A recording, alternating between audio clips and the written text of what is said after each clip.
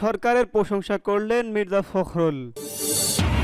জানাবো আবার রাস্তায় নামলে ফ্যাসিস্টদের মতো চাঁদাবাজদেরও উৎখাত করতে সমর্থ হব, মন্তব্য ফয়জুল করিমের। এদিকে অটো স্ট্যান্ড দখল নিয়ে বিএনপির দুই পক্ষের বিরোধ, বৃদ্ধকে কুপিয়ে হত্যা। সর্বশেষ ফের কলম বিরতিতে এনবিআর কর্মকর্তা কর্মচারীরা। অন্তর্বর্তী সরকারের প্রশংসা করলেন মির্জা ফখরুল ইসলাম আলমগীর।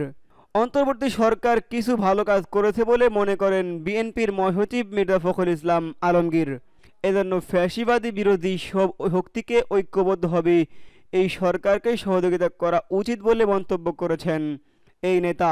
শনিবার 21শে জুন বিকেলে রাজধানীর ডিআরইউতে বিপ্লবী ওয়ার্কার্স পার্টির প্রতিষ্ঠা বার্ষিকী উপলক্ষে বিএনপির পূর্ণ মিলনী অনুষ্ঠানে এসব কথা বলেন তিনি।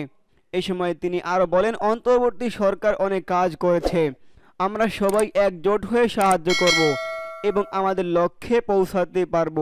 অভ্যুত্থানের মাধ্যমে গণতান্ত্রিক রাষ্ট্র নির্মাণের সুযোগ তৈরি হয়েছে, ঐক্যবদ্ধ থাকলে সেই সুযোগ বাস্তবায়ন হবে। ফখরুল ইসলাম বলেন, ফেব্রুয়ারিতে নির্বাচনের মাধ্যমে দেশের মানুষের আশা পূরণ হবে। আওয়ামী লীগ প্রতিটি প্রতিষ্ঠান ধ্বংস করে দিয়েছে, এগুলো সংস্কার করতে হবে। সুইস ব্যাংকে বাংলাদেশিদের টাকার পরিমাণ বেড়ে যাওয়ার প্রসঙ্গে ফখরুল বলেন, সুইস ব্যাংকে রেকর্ড পরিমাণ অর্থ জমা হওয়ার খবর পড়ে মনটা খুব খারাপ হয়েছে। ফ্যাসিস্টরা সবকিছু ধ্বংস করে দিয়ে গেছে। মির্জা ফখরুল ইসলাম বলেন, সুইস ব্যাংক অনেক টাকা জমা আছে, যা দেখে মন খারাপ। ফ্যাসিস্ট আমলে 2024 সালে টাকা পাচার হয়েছে, কি পরিমাণ টাকা তারা লুট করেছে তা প্রমাণ হয়ে গেছে। ফ্যাসিস্টরা দেশটাকে ধ্বংস করে দিয়েছে, তারা নির্বাচন ব্যবস্থা, রাষ্ট্রীয় কাঠামো, আমলাতন্ত্র সব ধ্বংস করে দিয়েছে। সেগুলোকে ঠিক জায়গায় নিয়ে যেতে কাজ শুরু করেছে অন্তর্বর্তী সরকার, আশা জাগিয়েছেন তারা। জানাবো আবার রাস্তায় নামলে ফ্যাসিস্টদের মতো চাঁদাবাজদেরও উৎখাত করতে সমর্থ হব। ইসলামী আন্দোলন বাংলাদেশের সিনিয়র নায়েবে আমির মুফতি সৈয়দ মোহাম্মদ ফয়জুল করিম বলেছেন, আমরা ঐক্যবদ্ধভাবে ফ্যাসিস্টকে দেশ ছাড়তে বাধ্য করেছি, তেমনইভাবে আবার রাস্তায় নামলে চাঁদাবাজদেরও উৎখাত করতে সমর্থ হব। গতকাল শনিবার বিকেলে কুড়িগ্রাম সরকারি কলেজ মাঠে অনুষ্ঠিত এক গণসমাবেশে প্রধান অতিথির বক্তব্যে একথা বলেন তিনি। প্রয়োজনীয় রাষ্ট্র সংস্কার, গণহত্যার বিচার এবং সংখ্যানুপাতিক পদ্ধতিতে সুষ্ঠু ও নিরপেক্ষ নির্বাচনের দাবিতে ইসলামী আন্দোলন বাংলাদেশ কুড়িগ্রাম জেলা শাখার উদ্যোগে এই গণসমাবেশ অনুষ্ঠিত হয়।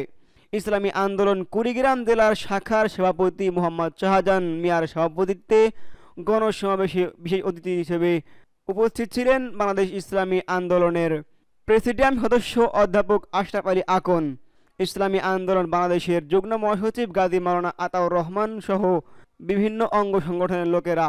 সমাবেশ শেষে শাহজাহান মিয়া বলেন, আগামী জাতীয় সংসদ নির্বাচনে আমরা কুড়িগ্রাম জেলাবাসী ঐক্যবদ্ধভাবে হাত পাখার জন্য কাজ করব। এদিকে অটো স্ট্যান্ড দখল নিয়ে বিএনপির দুই পক্ষের বিরোধে বৃদ্ধকে কুপিয়ে হত্যা। নারায়ণগঞ্জের বন্দরে অটো স্ট্যান্ড দখল নিয়ে বিএনপির দুই পক্ষের বিরোধে জেরে আব্দুল কুদ্দুস নামের 60 বছর বয়সী বৃদ্ধকে কুপিয়ে হত্যা করা হয়েছে। শনিবার 21শে জুন রাতে উপজেলার শাহী মসজিদ এলাকায় এই ঘটনা ঘটে। এ ঘটনায় নিহতের স্বজনরা উত্তেজিত হয়ে সড়কে অবরোধ করে বিক্ষোভ করছেন। নিহত আব্দুল কুদ্দুস বন্দর উপজেলার হাফেজিবাগ এলাকার মৃত সাদেক আলীর ছেলে। বিএনপি নেতাকর্মী ও নিহতের স্বজনদের সঙ্গে কথা বলে জানা যায়, বন্দর রেললাইন অটো স্ট্যান্ড দখল নিয়ে গত কয়েকদিন ধরে সিটি কর্পোরেশনের 23 নম্বর ওয়ার্ডের সাবেক কাউন্সিলর ও মহানগর বিএনপির যুগ্ম আহ্বায়ক আবুল কাউসার আশার অনুসারী রনি জাফর গ্রুপের সঙ্গে 21 নম্বর ওয়ার্ডের সাবেক কাউন্সিলর ও মহানগর বিএনপির নেতা হান্নান সরকারের অনুসারী বাবু মেহেদির বিরোধ চলছিল। এই নিয়ে গত শুক্রবার দুই পক্ষের মধ্যে ধাওয়া পাল্টা ধাওয়া ও সংঘর্ষের ঘটনায় অন্তত 7 জন আহত হয়েছেন। সেই বিরোধের জের ধরেই শনিবার রাত 9:30টার দিকে বাবু মেহেদি গ্রুপের লোকজন রনি জাফর গ্রুপের সমর্থক আব্দুল কুদ্দুসকে কুপিয়ে গুরুতর আহত করেন। তাকে উদ্ধার করে উপজেলা স্বাস্থ্য কমপ্লেক্সে নিয়ে গেলে কর্তব্যরত চিকিৎসক মৃত ঘোষণা করেন। এই খবর পেয়ে নিহতের স্বজন ও রনি জাফর গ্রুপ লোকজন রেললাইন সংলগ্ন এলাকায় সড়ক অবরোধ করে বিক্ষোভ করেন। পরে পুলিশ গিয়ে পরিস্থিতি নিয়ন্ত্রণে আনেন। এ বিষয়ে মহানগর বিএনপির যুগ্ম আহ্বায়ক আবুল কাউসার আশরার কর্মী এবং রনি জাফর গ্রুপের নেতা জাফর বলেন, বাবু মেহেদি গ্রুপ আশার নাম ভাঙিয়ে এলাকায় মাদক ব্যবসা ও চাঁদাবাজি করে আসছিল। আমি তার প্রতিবাদ করতে গেলেই হান্নান সরকারের নির্দেশে তারা আমাকে হত্যার হুমকি দেয়।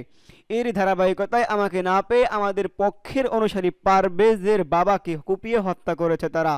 এখানে দেখা যায় বিএনপির কর্মীর বাবাকে কুপিয়ে হত্যা করা হয়েছে। তবে অভিযোগে অস্বীকার করে ২১ নম্বর ওয়ার্ডের সাবেক কাউন্সিলর ও মহানগর বিএনপি নেতা হান্নান সরকার বলেন, কে বা কারা এই ঘটনা ঘটিয়েছে তা তারা জানেন না, তবে আমি এর সঙ্গে জড়িত নই বলে মন্তব্য করেন হান্নান সরকার। একটি পক্ষ ষড়যন্ত্রমূলকভাবে আমাকে ফাঁসানোর চেষ্টা করছে। নিহতের স্বজনরা অভিযোগ করে হান্নান সরকারের লোকজন আব্দুল কুদ্দুসকে এলোপাতাড়ি কুপিয়ে হত্যা করেছে। তারা এই ঘটনার সুষ্ঠু বিচার দাবি করেন। এ বিষয়ে বন্দর থানা পরিদর্শক সাইফুল ইসলাম বাংলা ট্রিবিউনকে বলেন, আব্দুল কুদ্দুস নামে একজনকে কুপিয়ে হত্যার ঘটনা ঘটেছে। পুলিশ গিয়ে বিষয়টি পরিস্থিতি নিয়ন্ত্রণে আনার পরে লাশ উদ্ধার করে মর্গে পাঠিয়েছে। তদন্ত করার জন্য আইনানুগ ব্যবস্থা গ্রহণ করা হয়েছে। সর্বশেষ ফের কলম বিরতিতে এনবিআর কর্মকর্তা কর্মচারীরা। জাতীয় রাজস্ব বোর্ডের চেয়ারম্যান মোহাম্মদ আব্দুর রহমানকে অপসারণের দাবিতে আগামী সোমবার আবারও কলম বিরতির ঘোষণা দিয়েছেন প্রতিষ্ঠানটির কর্মকর্তা ও কর্মচারীরা। শনিবার ২১শে জুন বিকালে আগারগাঁওয়ের এনবিআর ভবনে এনবিআর সংস্কার ঐক্য পরিষদ এক সংবাদ সম্মেলনে এমন তথ্য জানায় তারা। সংবাদ সম্মেলনে বলা হয়, রবিবার ২২শে জুন বাজেট পাসের কার্যক্রম চলবে।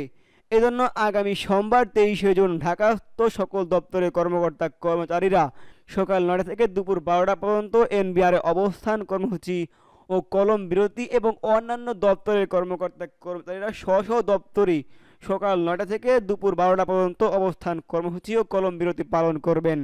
এর আগে সরকার গত ১২ই মে এনবিআরের ২ ভাগ করার অধ্যাদেশ জারি করেন। এর বিরোধিতা করে ২৬ মে পর্যন্ত অবস্থান কর্মসূচি ও কলম বিরতির আন্দোলন করে এনবিআরের অধীন কাস্টমস, ভ্যাট ও আয়কর বিভাগের কর্মকর্তারা। গত ২৫শে মে রাতে এক প্রেস বিজ্ঞপ্তিতে অর্থ মন্ত্রণালয় জানায়, এনবিআর বিলুপ্ত নয়, বরং এই প্রতিষ্ঠানকে স্বাধীন ও বিশেষায়িত বিভাগের মর্যাদায় উন্নীত করা হবে। এর ফলে ২৬ মে কলম বিরতির কর্মসূচি প্রত্যাহার করে এনবিআর। তবে এনবিআর চেয়ারম্যান অপসারণ ও চেয়ারম্যানকে অসহযোগিতা করার ঘোষণা দেয় এনবিআর সংস্কার ঐক্য পরিষদ।